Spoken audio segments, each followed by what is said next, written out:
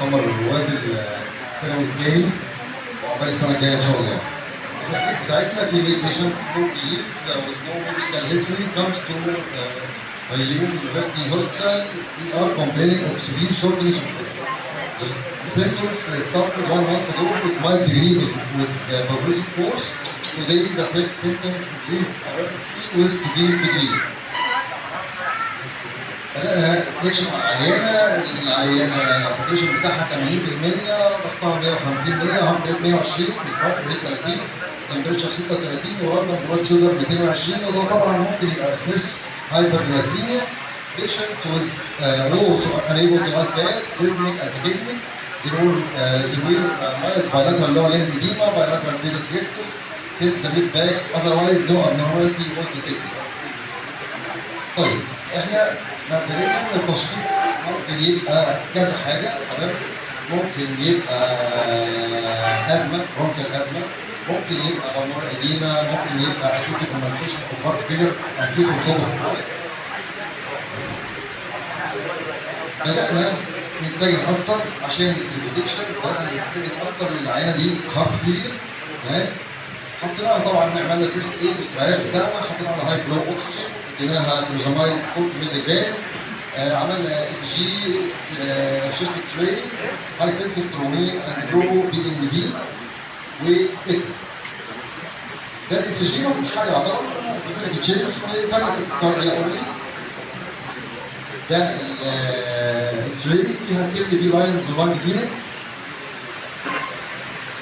اللابس برو بي ان بي العينات الهرمونيه، وده فيري هاي لان النورمال لغايه 300 او الهارت فيلر بتشخص فوق 300. تروبونين واز نيجاتيف. طبعا التروبونين ليه احنا عملنا تروبونين؟ بنعلم اللي هو عندنا في الجامعه اللي اي عيان جاي بالمره قديمه لازم نعمل له تروبونين، لان ده ممكن يبقى اكيوت ايفنت اللي بيحصل فيه ديكومبنسيشن. يعني العيان ما فيهوش اي حاجه وصار اسكيميا وجاله بالمره قديمه يطلع ام ار. الايكو كان فيه ابر نورمال اندستوريك دايمنشن وايجكشن فراكشن 30%، جلوبال هايبوكاينيسيا مور اون ذا ايبيكال سيركل اند انتيريور سيجمنت.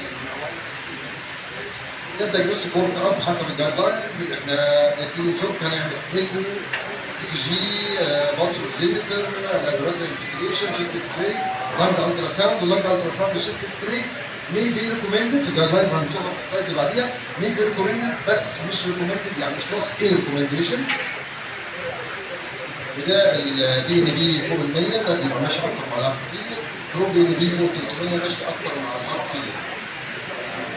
ده الدايجنوستيك برضه ورك اب. ده الاي سي جي والشيست اكس راي والالترا ساوند والايكو. الصوديوم، الاترايد، الدينامر، السيش طبعا ممكن طبعا هرمونال امبريزم، لاكتيت عشان لو سيبسس او نيمونيا. دي انواع الهارت فيلير. هارت فيلير was reduced ejection fraction، ejection fraction اقل من 40، ميد رينج من 41 ل 49، preserved function اللي هي فوق ال 50. ودي طبعا اصعب حاجه في التشخيص، اصعب حاجه في تشخيص هارت فيلير. العيان اللي هو جاي ايده كويس وده بنشخصه هارت فيلير.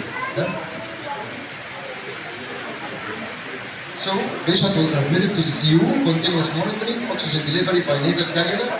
patient اتحط على نيتروجليسرين انفيوجن وخدت دوز ثانيه من الفورزامايد، وبعد كده بقى لنا فورزامايد انفيوجن، وبدانا ندي لون ميترال ويت هيبرين وات ايفر كليكسياك نوكسوبارين 40 مللي جرام وانس ديلي كجاردنج اجينست ستروك، لان الحقيقه طبعا ما بتتحركش كويس في الرعايه من النهجان.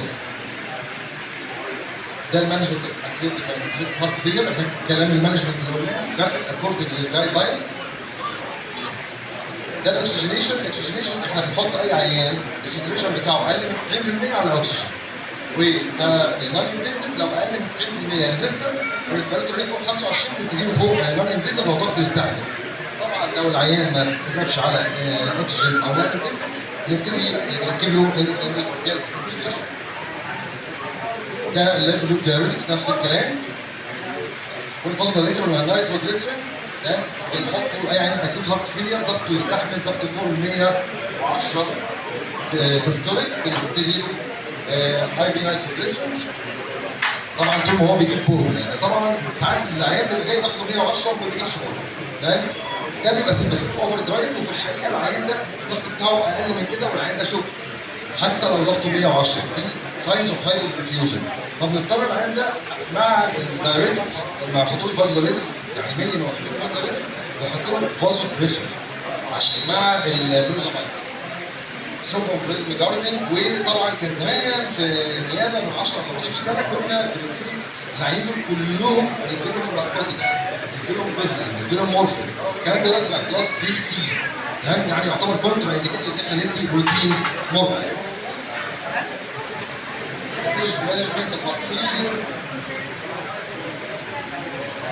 البيشنت واز ديكونجستد وستارت، بعدين بقى نتحول من الستيج بتاعت اللي احنا في العنايه بدات نعمل العيانه وورد، بدات ديكونجست، وبدانا نبتدي العلاج بقى الهوم تريتمنت.